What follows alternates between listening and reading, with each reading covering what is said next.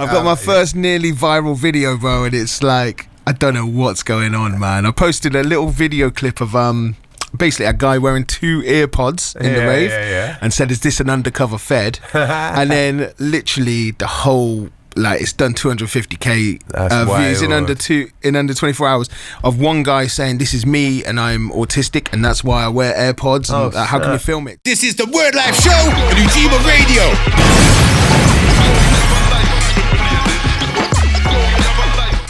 Mad. Mad. Oh, hang on. I know what I have here. Gunshot in your cranium. Yeah, sorry, I just got the touch screen, man. It's new, isn't it? Right, so this is the part of the show we've been looking forward to. I got Carasel back in the building, Ujima Radio 98 FM, and bro, it's an honour and a pleasure to have you here. You've been on bits recently. I mean, yeah, it's been a good summer. I mean, it's been a good year, but I can't lie. The last few years have been a whirlwind. Personal life, music life. It's just been sick, bro. You know, like I just purely enjoying myself right now. Every weekend is a madness, bro. I mean, you've been through it. You deserve it. I don't want to get into personal stuff, but I know you've had the hard stuff with some other things that we touched on, I think, on previous interviews. And it's good to see that, like, basically, you just persevered. You just kept on going, working hard. You didn't let it stop you. You just machined. Hey, bro, like, you know, you're the same as me. We cut from the same cloth, man. Like, music is us, innit? Music is what makes us happy. Music is what makes us get out of bed every day. We love this, man. We live it, and I'm very happy to be in a position where I'm doing what I love for a job at the moment and paying the mortgage off it. You know what I mean? That's the goal. That was always the goal. Bro, that is when we're first getting into it. It's never about like bare money and mansions and stuff like that. I just wanted to do the music and live off it because that's what I loved, and I feel like I'm in that at the moment. So you are definitely in that, and I think I think we grew up in MTV Cribs generation where people are renting fake mansions and renting cars, and then they got these big fake chains and everything. And I think you're sold a dream, aren't you? You know what I mean? The reality is, making it as a musician is being able to pay for your house, your mortgage, your food, your family. Yeah, I mean, even then with the Cribs thing, that was cool and it was entertaining to watch, but I just didn't, it was cool, but it was always just like, I just want to be doing this every week. I just want to be writing bars like that. I just want to be in a position where I can just make music and not have to worry about all those other things because finances are taken care of. Swimming pools are expensive. I'd still love a pool, man, don't get me wrong. We're not on swimming pool money, but just a regular swimming pool. I would love a pool, just a hot tub, man. I'll be like, that's what I want, man. Yeah, I know a guy, I'll hook you up. But now, honestly, bruv, it's been great to see. I think one thing I said to you earlier on, and I think is worth me repeating, is that the crowd you had at Boomtown. There was a video I seen of a drone flying around here, and I said it was akin to DMX at Woodstock. Yeah, I mean, that's a crazy comparison. I mean, like, listen, we were doing the opening set, so it's like midday, 12:30. Like, people had just got up. Wait, that was the opening set as well? That was the opening set, so that probably played a little bit into it because you have the opening ceremony, so everybody reaches for that. But if they come to see, like, Born on Road, that's the homies right there. If it's a dead act on the opening act, they're not going to come to you. They've got five or six stages to choose where to see the opening act. But listen, man, Born on Road have done Boomtown. Born on Road are Boomtown. We've mashed up that festival for so many years, and before I was even connected with them, the boys always had a big influence on it, and it felt like a big moment for us to be given that honor to open up that stage. And bro, they're talking about 40,000 people, and they didn't leave. We had it rammed the whole time, and I can imagine it only got more rammed. It was special. And what you're talking about, the drone shots, when you're doing it, when you're in the mode, is amazing. You're flexing, whatever, but it really hits home when you see those pictures, and you're like, from the stage, it's a river. You can't see it from that angle, can you? Like, you can see a lot, man. Like, I was going to say, when you got the whole crowd of 40,000 people in front of you, it just goes back so far, and there's a hill on the left hand side, and then the other side just goes super wide, and we had people all the way to the back of the hill. And do you not get tempted to make them do stupid stuff like, everybody put one hand in the air and jump on your left leg? Bro, you're saying it. You're acting like you never see one of my sets, man. I'm always like, you never know what's gonna come out from me, man.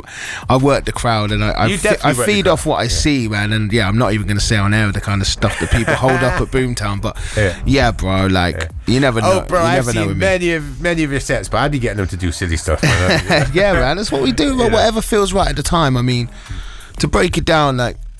Drum and bass MCing to me, people have different twists on what it means to be a drum and bass MC, but to me it's always just to add something more. Even if it's a little 2%, I always want to add vibes to that set. I have to make it better, like even if it's a small amount, I need to make that set better than if this DJ was there with no MC, and that's the fundamentals. There is such an energy that MCs bring. Now, I notice there seems to be a big push for DJs and nights where they're trying to do no MC nights.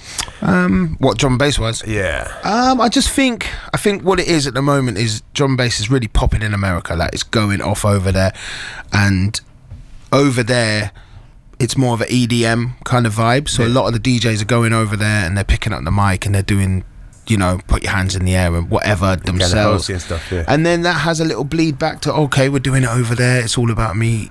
We're going to bring it back to UK and do it here. And there's a few more DJs that are doing that. But for everybody that's doing that, I mean, the culture's still strong. And, we know where the vibes are at. And all these DJs, that a lot of them, they may go and do that in America, but when they come back, they need us because the UK don't roll like that. It's sad to see it being eroded, and R.I.P. Skibber, because such an important voice in the game, and I don't. If he was here now, I don't think he'd be liking what he was seeing with a lot of the way the DJs are going on. But I mean, look, I don't want to cuss people down for trying to push something and do it their way, and I'm not trying to drop you in it by asking an awkward question, but I've seen the energy you give a crowd of people. The track's going to play no matter what. The track's it's going to drop no matter what. It could be double drop, triple drop, whatever. But when you got Big Caro on the mic, like hyping them up and stuff like that, and it's different. I like to think, it's different, bro. What can I compare it to when I'm there and not there? All I do is look at what's in front of me, and I try and add some vibes to that room, arena, festival, stadium, whatever, bro. I just try to add a little bit more energy, a little bit more spice, and I hope I do it right. And 9 times out of 10, I feel like 99 times out of 100, man. Hey, 99.999 recurring. But no, we know the vibes, brother. And I love MCing. I love all kinds of MCs. We're very blessed in the drum bass scene to have singers, vocalists, ragga art.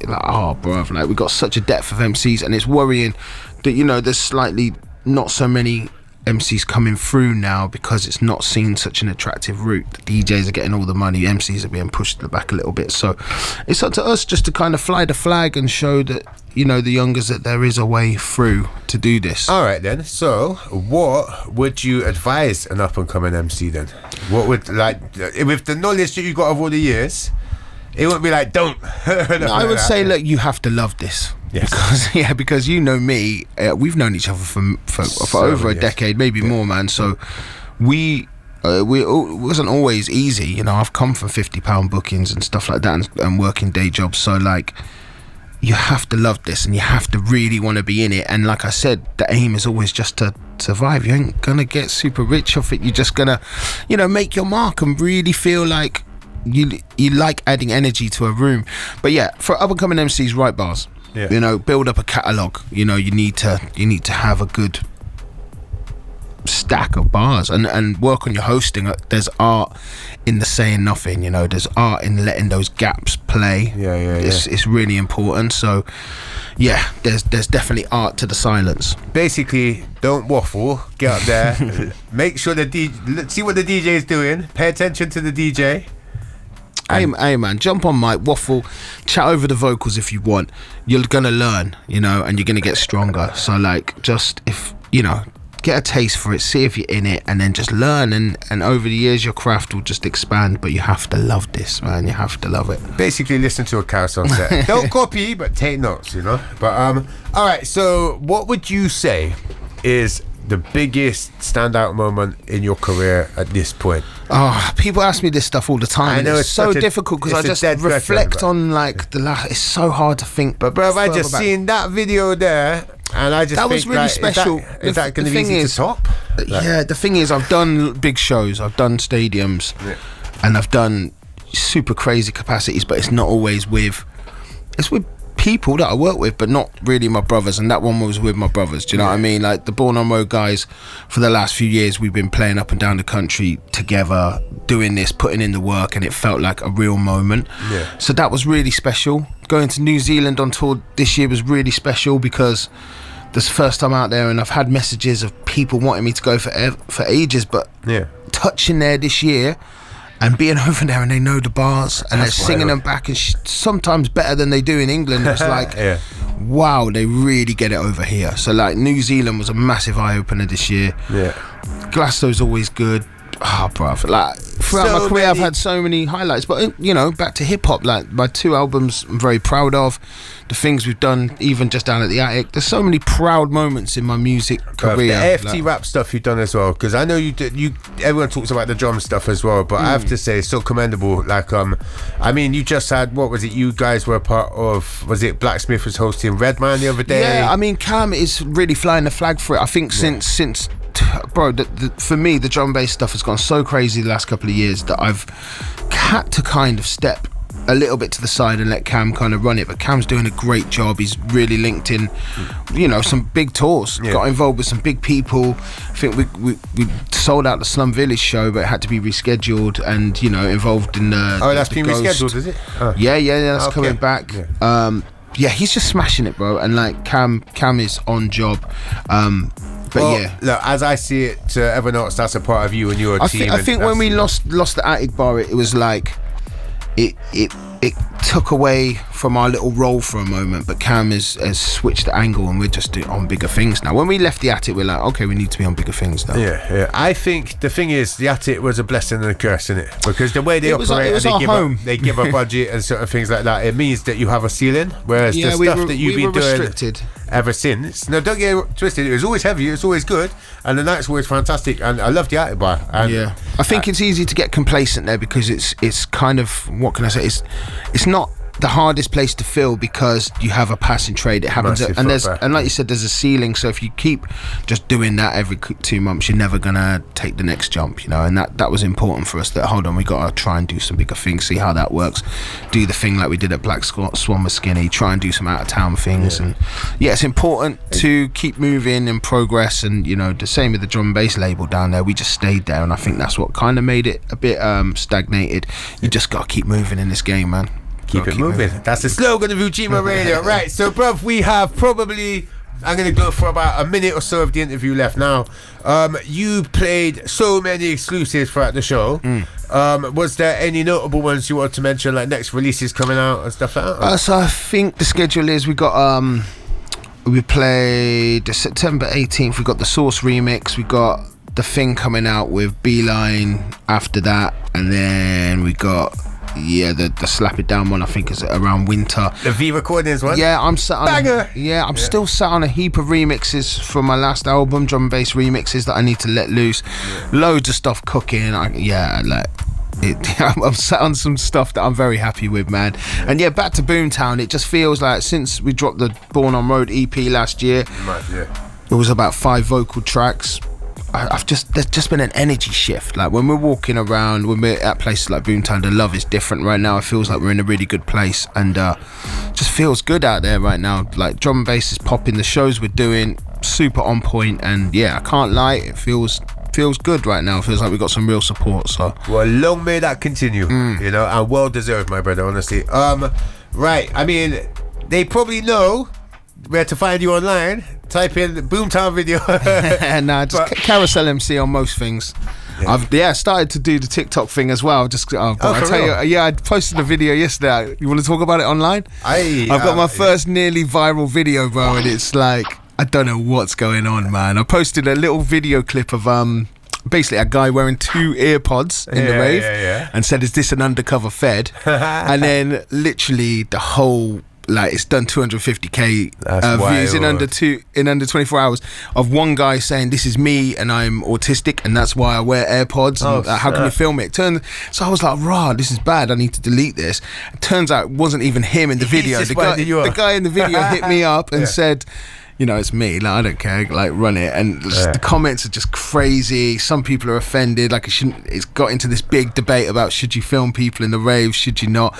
I don't care. But yes, you should. Don't do stupid things in the rave. TikTok wouldn't exist if people didn't just film people. However, AirPods, I just got some new ones, and they've got this like passive thing where basically the sound's coming in and then it amplifies it back to you. Yeah. So maybe it makes it sound even nicer. Listen, when I filmed it, I knew he's obviously not an undercover Fed. Like, I just thought it was funny. I'm like, some guy's got 2 AirPods in the rave. Like, what's going on? Throw out the video. TikTok's weird like that. I don't know if you're on it. Bruv, I've had viral videos on Facebook, and I'm telling you now, you think you're going to get loads of positive comments, and then come on, bro, the comments are all good. I think, maybe they need to have a bit of negative or debate in it to make those things right. Sometimes it's not just even negative; it's just pointless abuse and rant. Some of the stuff people say on comments, it's been cracking me up though. All day, I'm just like, this is not. I've just been like staying quiet, just watching it all go off, just been like, this is mad. If they want to find you on TikTok, what do they type? Carasel MC on Instagram, Carasel MC everywhere, bro. You've got it labelled correctly, right? So we're going to go into some commercial breaks, and then on the other side, you've got a couple bangers you're going to show down for us. Yeah, man. Let's go. Thank you for coming through. Respect every time, man. And honestly, big up for all the work you've been putting in. Love. It's really not gone unnoticed. You're killing it, bro. Let's go.